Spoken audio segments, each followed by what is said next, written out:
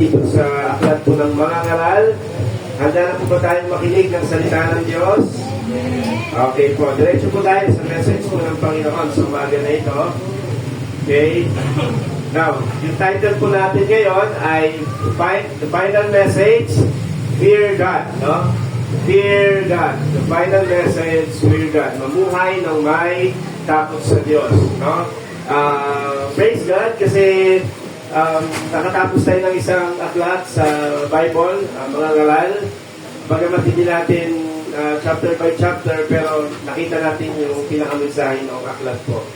This is our aim din po na sa ating pag-aaral ng salita ng Diyos. Ako po personally, no, ang aim ko ay every year makapagturo ako ng isang book sa Old Testament and then ganoon dito sa New Testament. Okay? Now, punta po tayo sa verse, last verse ng mga ngaral, chapter 12. Sabi dyan, ito ang wakas ng mga bagay. The final message, the final conclusion. No? Lahat ay narinig, matakot ka sa Diyos at sundin mo ang kanyang mga utos sapagkat ito ang buong katungkulan ng tao. Sa English po, now all has been heard. Here is the conclusion of the matter. Fear God and keep His commandments, for this the duty of mankind. Kung natatandaan niyo po, way back, I think 2 weeks ago, dinefine natin yung ibig sabihin ng fear of God, no? Yung pagkatakot sa Diyos. Ang sabi po natin, ang pagkatakot sa Diyos is a revelation of who God is in the Scripture that leads to reverence and will result in repentance. Ang pagkatakot daw sa Diyos po ay isang kapahayagan sa kung sino ang Diyos dito sa Biblia na magdadala daw po sa atin sa reverence, paggalang, no? Respeto, matinding respeto sa Diyos at magre-resulta siya ng repentance. Pag sinabing repentance po ay pagbabalik loob sa Diyos. No? Pagtalikod sa kasalanan at pagbabalik sa Diyos. Yung po ibig sabihin ng repentance. Now, meron pong pagkakaiba yung salitang afraid at saka fear. No? Afraid sa fear. Sa Tagalog kasi, anong Tagalog ng afraid? Takot, di ba? Pagkatakot. Anong Tagalog ng fear? Pagkatakot din, di ba? May parang direct translation. Pero, ang ibig sabihin po ng ang pagkakaiba nila, yung afraid kasi is the fear of judgment. Takot ka sa parusa, no? At ang afraid ay naglalayo sa iyo sa Diyos. You are afraid of God, kaya lalayo ka sa Diyos because parang takot ka sa parusa, no? Pero ang fear naman, yung fear is yung reverence, no? O respect because of love. Meron kang paggalang, meron kang respeto at dahil mahal mo ang Panginoon. Now, especially po, for example po sa mga anak, no? Alam po, maganda po ang ma-establish po sa ating mga anak is hindi yung pagkatakot na nalalayo sila sa atin, kundi yung takot nila na meron silang pagmamahal po sa atin. Di ba? Di ba merong, bilang mga magulang, isip po, ay, maganda matakot sa akin yung mga anak ko para hindi sila gagawa ng pagsuway sa akin. Possible, pwede mong matakot yung mga anak mo sa ganung paraan, pero pag nandun ka lang.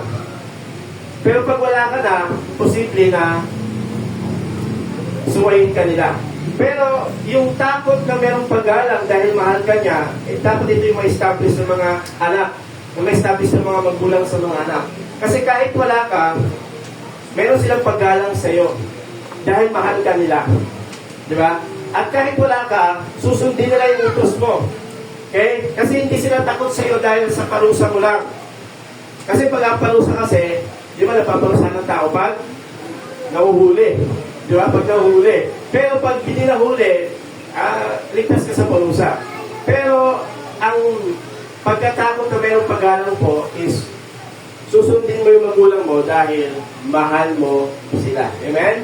Amen ba? Maganda po ma-establish po sa mga bata po yun.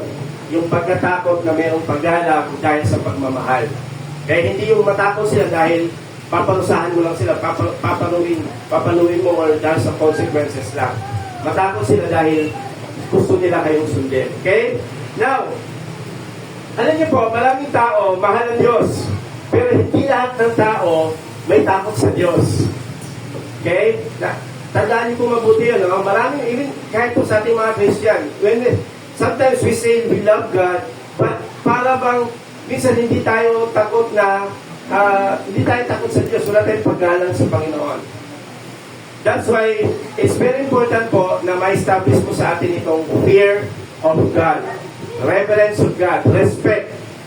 Yung pagmamahal at pagkatakot sa Diyos, magkasama po yan. Tingnan niyo po sa Deuteronomy 10, verse 12 to 13. Sabi dyan, at ngayon, o mga mamamayan ng Israel, ang inihingi lang ng Panginoon na inyong Diyos sa inyo ay igalang ninyo siya. Sa Tagalog po, ay sa English po is to fear God. Igalang ninyo siya. Mamuhay ayon sa kanyang paraan. Mahalin siya. Nakita niyo po na yung paggalang sa Diyos at pagmamahal sa Diyos ay magkasama. When we say you love God, you will say also that you fear God. Ginagalang mo ang Diyos. Maglingkod ka sa Kanya ng buong puso, kaluluwa, at sundin ang lahat ng mga utos at tuntunin niya na binigay ko sa inyo sa araw na ito sa imubuti ninyo. Kaya po, sa ating mga Christian po, no, meron tayong fear of God because we love God. Amen ba? We love God because God first loved us. Mahal natin si Lord kasi minahal niya tayo. Pinadaman yung kanyang pagmamahal sa pamamagitan po ng pagbibigay ng kanyang anak na si Jesucristo. Kaya po tayo, kung meron tayong relasyon sa Diyos, hindi na tayo yung takot natin sa Diyos, hindi na yung natatakot ka sa parusa ng Diyos, kundi yung takot mo sa Panginoon, meron kang paggalang sa Panginoon. Okay? Tingnan niyo po, Romans chapter 8, verse 1. Ngayon nga'y wala nang hatol na parusa sa mga nakipag-isa kay Kristo Jesus. Wala na pong hatol, wala na pong parusa, wala na pong paghuhukom sa mga na kay Kristo Jesus. Once you are in Christ, there is no condemnation, sabi po ng Bible. Kaya, meron kang takot sa Diyos dahil mahal mo siya, dahil meron kang paggalang sa Panginoon. Hindi yung takot ka sa Diyos dahil takot kang parusahan, takot ka na parusahan ka ng Panginoon. Tingnan niyo po sa sumunod na verse 14 to 15. Sabi diyan, sapagkat ang lahat ng pinapatubayan ng Espiritu ng Diyos. Kasi po, nung tayo po ay tumanggap sa ating Panginoong Jesucristo, yung banal na Espiritu nasa atin po, nasa buhay natin. Naniniwala ba kayo na ang banal na Espiritu nasa buhay ninyo? Amen. Amen.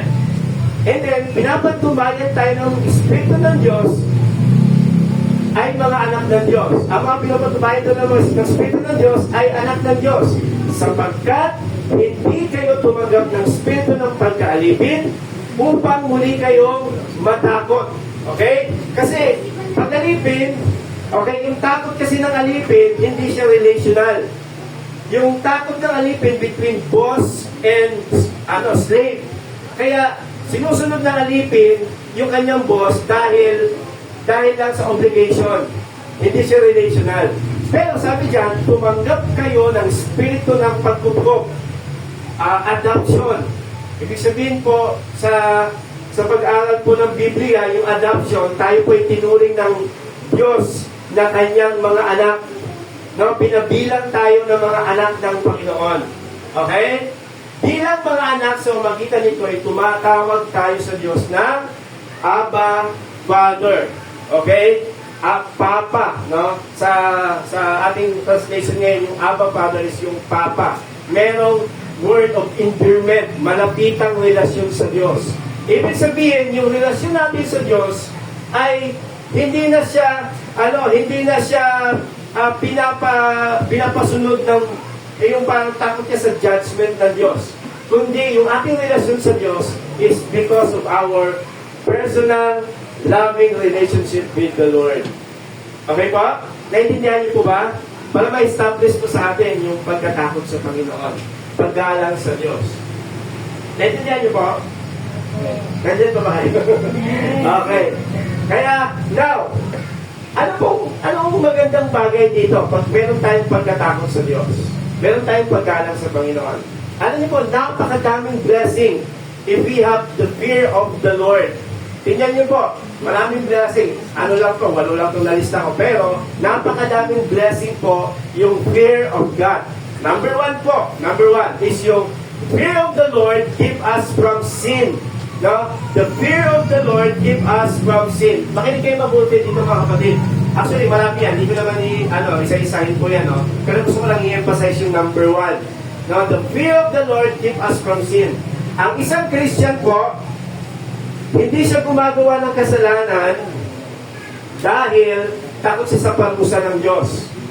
No? Ang isang Christian po, lumalayo siya sa kasalanan kasi ayaw niyang masaktan ng Diyos. Kasi mahal niya ang Diyos. Tama po ba? Ako po, bilang asawa ni Jen, no? Ayaw ko siya.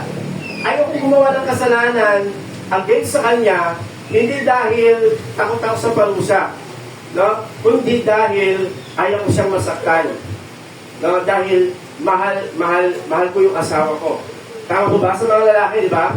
Hindi tayo gumagawa ng kalukuhan sa asawa natin kasi actually, ang isipan ng mundo ganito isipan ng mundo okay lang naman magloko, huwag ka lang magpapahuli. Di ba? Tama ba? Yung isipan ng mundo. Pero, sa ating mga Kristiyano, hindi tayo gumagawa ng kalokohan ng kasalanan sa Diyos o sa tao, sa asawa natin, dahil mahal natin yung Diyos, mahal natin ang asawa natin. Amen po ba? Ganoon din po sa mga anak.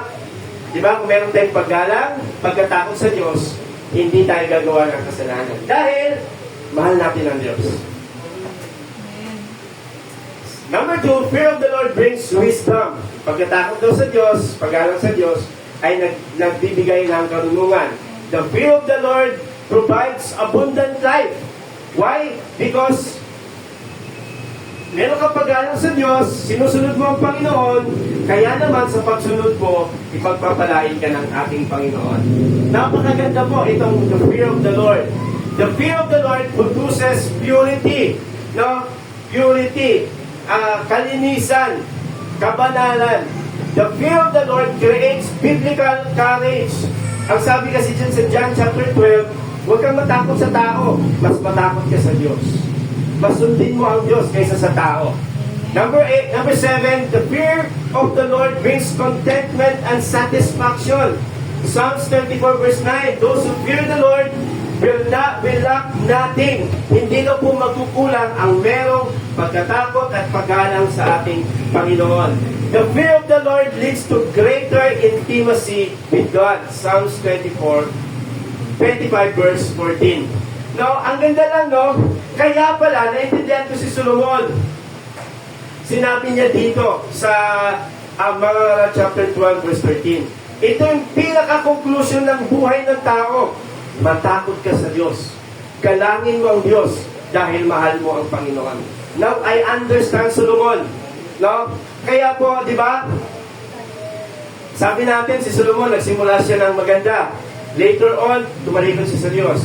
Pero at the end of his life, bago siya mamatay, ito yung kanyang conclusion. Ito yung kanyang pinaka-realization, mga kapatid. Sabi nga niya, di ba, binasa natin kanina, sabi niya, nakakapagod yung maging matalino. Magsulat ng libro, nakakapagod.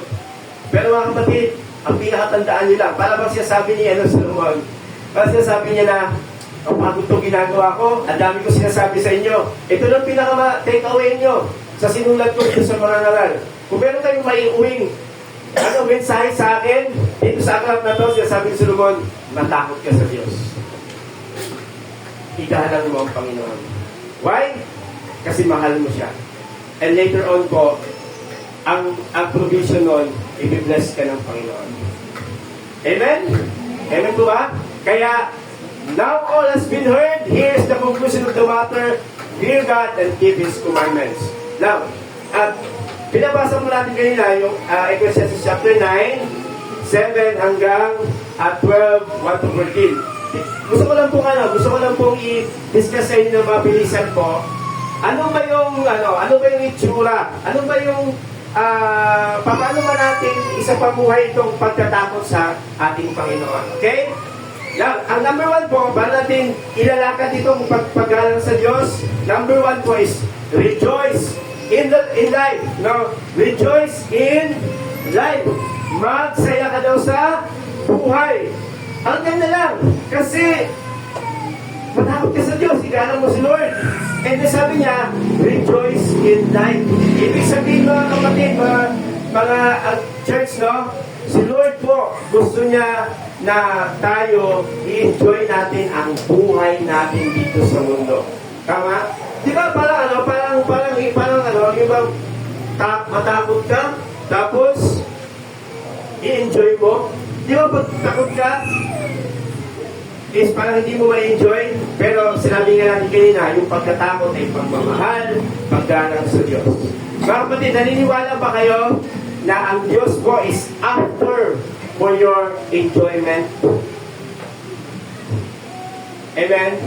Naniniwala ba kayo na, ulitin ko po, no, mga kapatid, naniniwala ba kayo na ang Diyos, ang pinaka-gusto niya is yung maging maligaya ka sa buhay? Amen. Yun ang gusto ng Panginoon.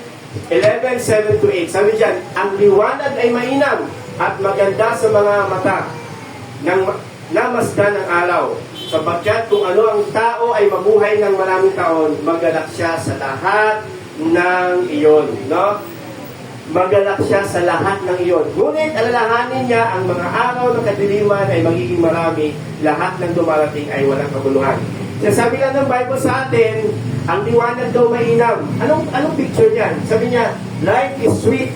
Pagkagising mo daw sa umaga, parang ganda, di ba? Paggising mo sa umaga, sarap, di ba? Kita mo yung morning, di ba? At tapos sabi niya, ang maganda sa mga mata ng mas ng araw, sapagkat kung ano ang tao ang buhay ng maraming taon. Ibig sabihin, darating yung time, nagigising ka every morning, at darating din yung time, nagigising ka na parang maghirap ka ng tumising. Kaya, dito habang nandito ka sa mundo na ito, is mag-enjoy ka sa buhay. Okay? In fact, ang sabi pa nga ng Bible sa atin, ang sabi ng verse 9 dyan, wala pala sa slide, no? Ito.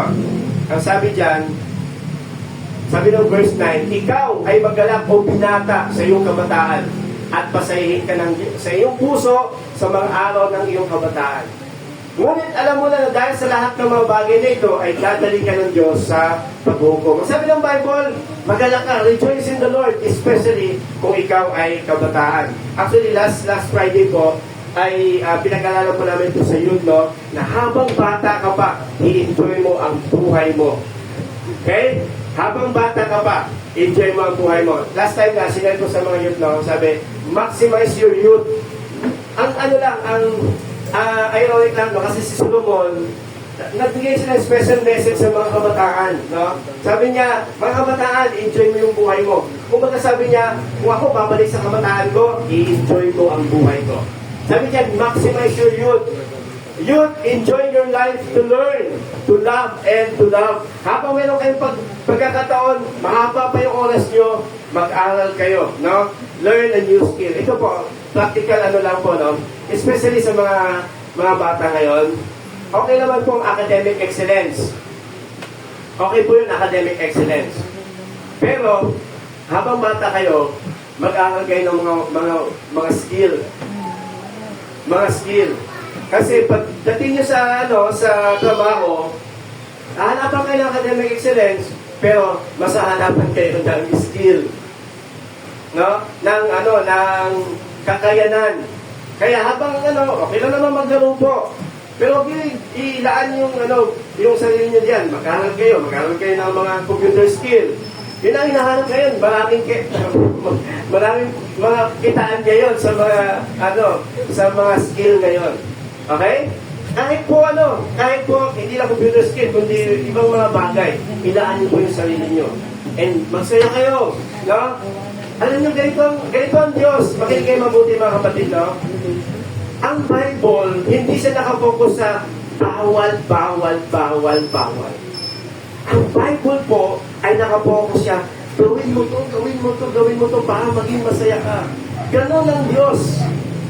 Maraming tao na isip nila, ay, ako maging Christian kasi maraming bawal. Hindi ganun ang Christianity, hindi ganun ang Diyos. Ang Diyos pa ay nakapokus sa gawin mo to para mag-enjoy ka sa buhay. I-maximize mo ang iyong buhay. Amen? Sabi dyan, ito po, message po natin sa mga bata. Mamaya po yung medyo hindi bata, okay? Okay na ba? Ayan, ilayo mo sa kabalisahan ng iyong isipan. Sabi ng Bible sa mga kabataan, alisin mo ang kilot sa iyong katawan sapagkat ang kabataan at ang buwang liwayway ng buhay walang kabulat. Ilayo mo sa kabalisahan sa iyong isipan. Ibig sabihin mga bata, huwag masyadong maging mamblema sa buhay. Di ba? Huwag mo lang problemahin yung gera, yung political, mga problems dyan, yung pagtaas ng wala ka namang control dyan eh. Ang control mo is yung enjoy yung buhay mo ngayon, i-maximize mo ang buhay. Kaya po, enjoy life that pleases God, but do not enjoy sin. Now, enjoy life, but do not enjoy sin. Kasi si Lord, ang dami niyang blessing na pwede makapag-enjoy sa inyo kahit po hindi ka naman gumagawa ng kasalanan. Tandaan niyo po mabuti yun. Ang daming blessing si Lord binigay sa atin na pwede mo ma-enjoy na kahit na hindi ka naman sumusuway sa Diyos. Tingnan mo lang, hanapin mo lang, alamin mo lang yon. Kasi yun ang gusto sa iyo ng Panginoon. Amen? Amen. Ano pa? Sa mga bata yun. O sa mga medyo hindi bata. Okay, na kayo? Okay. Remember your Creator. Number 2 po is remember your Creator. Alalahanin mo rin naman ang lumikha sa iyo sa araw ng iyong kabataan. Now, ang tanong ko dito is, Solomon, pagpunta ko ng langit, gusto kong tanong sa Solomon, sino yung sinasabi mong mga bata? O sino dito nagsasabi na bata pa siya? Amen. Amen. No, tingnan natin. Merong criteria sa Solomon. Bata ka pa o hindi na, ha? Okay, tingnan niyo po. Ito yung sabi ni Solomon. Bago ang araw, liwanag, buwan at mga bituin ay magdilim at mga ulap ay magsibalik sa pagkatapos ng ulan. Sa araw na ng mga tagapag-ingat ng bahay ay maging at ang mga malakas na lalaki ay mapayukod. Hindi natin masyadong poetic yung mga word, no? Pero may maintindihan din tayo sa salita niya, no? Bago daw yung malalakas na lalaki ay mapayukod. Ibig sabihin, hindi ka na bata pag nakagano ka na. No? Tapos meron ka meron ka na tungkol. Sino dito ang di pa naman gumagamit ng tungkol?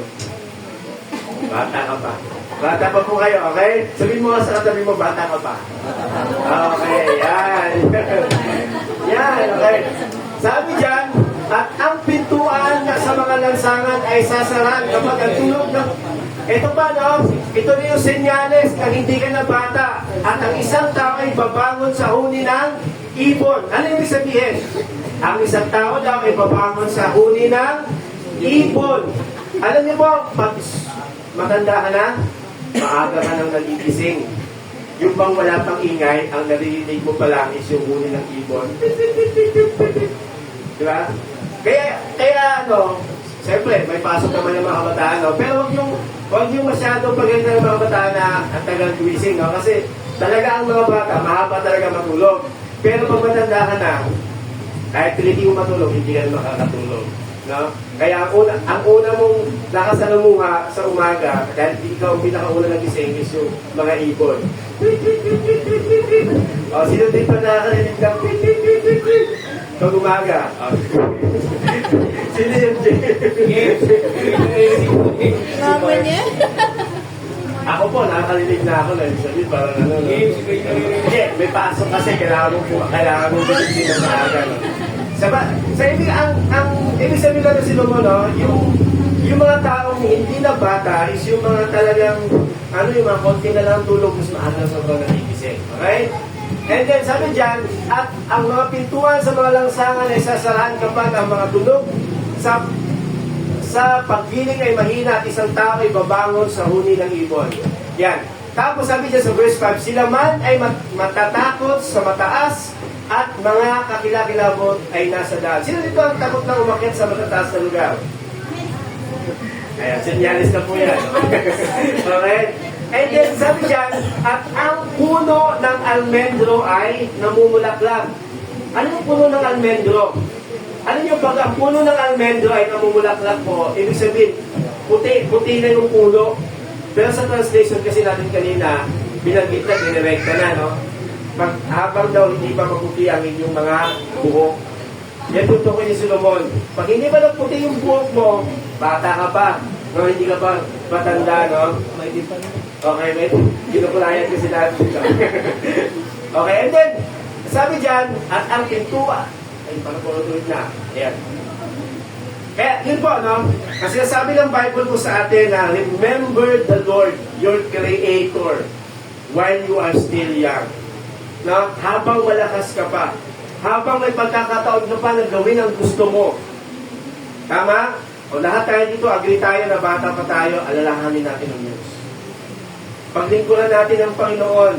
I-enjoy natin ang buhay na binigay sa atin ng Panginoon. No? Ganun po ang itsura ng taong merong takot sa Diyos. Nagkagalak siya sa lahat ng mga blessing ng Panginoon at inaalala niya ang Diyos habang bata ka pa. Kaya po, alisin natin sa isipan yung alisin natin sa isipan yung, ay, pag matanda na ako, doon ko na ibibigay yung buhay ko sa Diyos. Alisin natin sa isipan yun. Kasi habang bata ka pa, ay ibigay mo ang buhay mo sa Panginoon. Alam nyo, kung nakaraan, sobrang nalungkot po. Kasi last Tuesday po, may nag-invite ka sa akin ng friend, no? Na yung katrabaho niya, dati na katrabaho, namatay. 33 years old, namatay. Bata pa, na-aksidente sa motor. And then, napunta ko doon, sulbo ko yung nanay. Okay naman yung nanay, no? Pero habang nagpipreach po ako, sobrang iyak ng nanay. No? Sobrang, siyempre, dalawang beses na doon siya namatay ng anak. Una yung bunso, tapos yung 33 years old niya. And ito po pinakalulungkod ko po. Nagpapasalamat ako kasi nagbahagi ako ng salita ng Diyos sa kanila. Nilid ko rin sila sa pagtanggap sa Panginoon. Pero ano yung pinakalungkot ko talaga? After 2 days po, namatay din yung nanay. Grabe nung sinat sa akin yun, sobrang bumagsak talaga yung kalooban ko. Sabi ko, grabe, anong nangyari? Di ba? Hindi ko parang nag-preach ka, nagbigay ka ng pag-asa doon, nagpanalangin ka sa mga tao, pero gano'n yung nangyari. At ang ibig sabihin lang is, hindi natin kontrolado ang buhay natin. No? Kaya habang bata pa tayo, ibigay natin yun sa Panginoon. Ibigay natin sa Diyos. Kaya po, remember your Creator. Remember your Creator. Amen ba? Amen. We pray that the Lord will give us long life, to serve Him. Ano pa po? Ito po message ko po sa medyo nandun na sa mga third quarter and fourth quarter na kanilang buhay. Refire but don't retire. Refire but don't retire. Pag sumapit tayo sa medyo may edad na buhay, huwag tayong tumigil sa paglilingkod sa Panginoon. Refire. Pag alapin mo pa ang puso mo, huwag tayong mag-retire sa paglilingkod sa Panginoon. Amen? Ganun ibig sabihin na mayroong paggalang sa Diyos. Buong buhay mo, ibibigay mo sa Panginoon. Kahapon po, umatin kami ng conference, no? Kasi yung mga classmates ko dati, in-invite ako. Actually, delivery lang kami ng isa namin classmate dati na nasa Canada. Delivery kami. Sabi ko, sige, atin ako kasi delivery naman. Kaya punta ako doon. And then kahapon po, mayroon ako nakilala, si Nanay Luz Biminda. Ayan po, si Nanay Luz Biminda. Hindi ko natanong ilang taon na siya, pero hindi na siya nakakatayo. Okay? Kasi nasa likod niya kami, tapos kinakausap niya kami. And then sabi niya, ito yung application ko dito sa napapakinggan ko. Alam niyo ba ngayon na nagtuturo ako sa mga bata? Ito, nahirapan na siyang, meron ng parang nag-aalalay sa kanya. Nagtuturo na siya sa mga bata, tapos, lalong-lalo daw po yung mga bata na hindi marunong magbasa, tinuturuan niya. Kaya sabi ko, wow, Grabe yung heart, no? Grabe yung heart. Kaya po, pag matanda ka na, hindi pa yun ang huli ang lahat para tumigil ka. Kasi sila, ay, matanda na ako, ayoko na mag-live kay Lord, ano? Pero alam niyo po, merong malaking impact sa mga tao, especially for the next generation, yung buhay natin. Amazingly po, base sa pag-aaral, no? Napakinggan ko ito dati before kay Rabbi Sakaraya. Yung most effective decade daw po, or influential impact ng lifetime ng tao. Nagulat ako dito, no? Base ito sa pag-aaral nila, no? Base sa pag-aaral nila. Is yung most influential daw po is, number 1 daw po, pag nagkaedad ka ng 60 to 70. Malaki daw po yung impact mo sa ibang tao. Base sa pag-aaral nila, no? Napatunayan ko sa kanilang pag-aaral. And number 2 is between ages 70 to 80. And number 3 is 50 to 60. Ano sinasabi ng Bible sa atin? No? Na pag matanda ka, hindi pa huli ang lahat para maglingkod ka sa Panginoon. In fact po, mas nagagamit ka ng Panginoon kahit sa ganun nila. Amen ba? Amen. Kaya po, ang challenge sa atin this morning po mga kapatid, ang challenge is this, no? Be intentional to share your faith to your children. Be intentional to share your faith to your children, and be intentional to disciple someone. Kahit isa lang, i-disciple mo, ipasa mo yung faith mo sa kanya. Lahat na natutunan mo, ipasa mo sa kanya. Upang yung faith mo, yung paglilingkod mo is magpatuloy even sa next generation. Okay? Kaya, alam niyo po, salamat sa Panginoon kasi gawain ng children dito, gawain ng mga kabataan, nagpapatuloy, napakalaking impact po yan. Nandiyan ba kayo? Yes. Psalms 90 verse 12. Kaya turuan mo kami na bilangin ang aming mga araw upang kami ay magkaroon ng puso ng karunungan. Teach us, O Lord, to number our days. Sinasabi ng Bible po, life is not all about how long you live, but it's all about the quality of life you live. No? Ang buhay ng tao ay hindi yung pahabaan, kundi yung kalidad ng buhay mo dito sa mundo. Hindi pahabaan. Amen. No? Kundi yung quality of your serving, pagsiserve kay Lord. Amen ba? Kaya salamat po sa Panginoon. Sabi po, basahin natin to. If life belong, kung mahaba daw ang buhay natin, magalak ka. Kasi meron kang mahabang pagkakataon para sundin ng Diyos.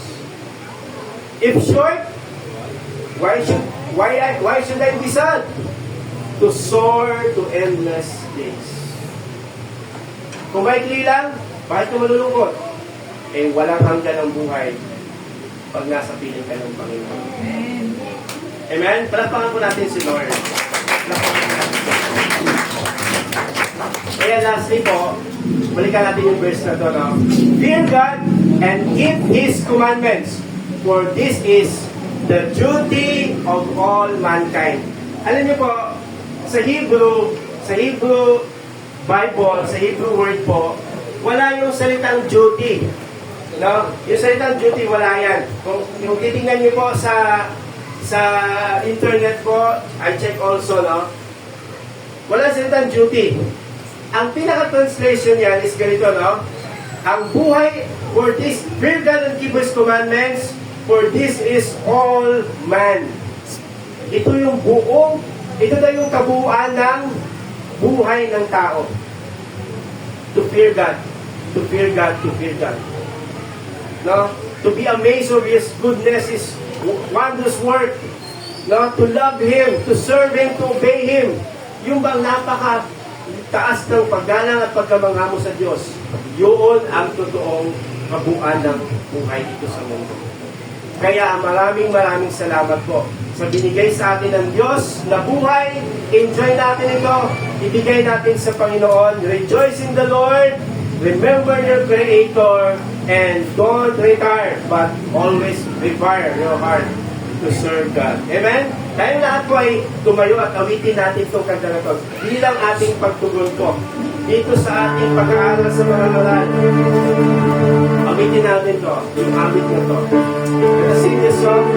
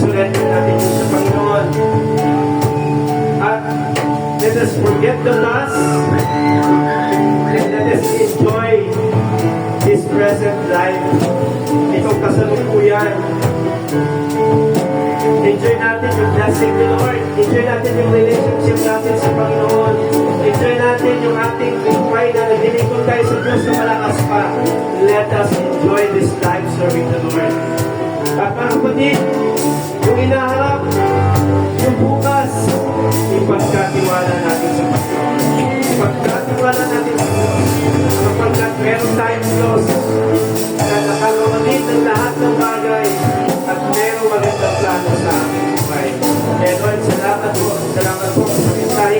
Pinag-aralan namin for the whole 6 weeks na 5 days.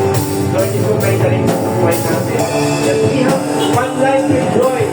And Lord, we pray, Lord, bigay namin sa inyo. Salamat po. Mahal na Jesus. Amen.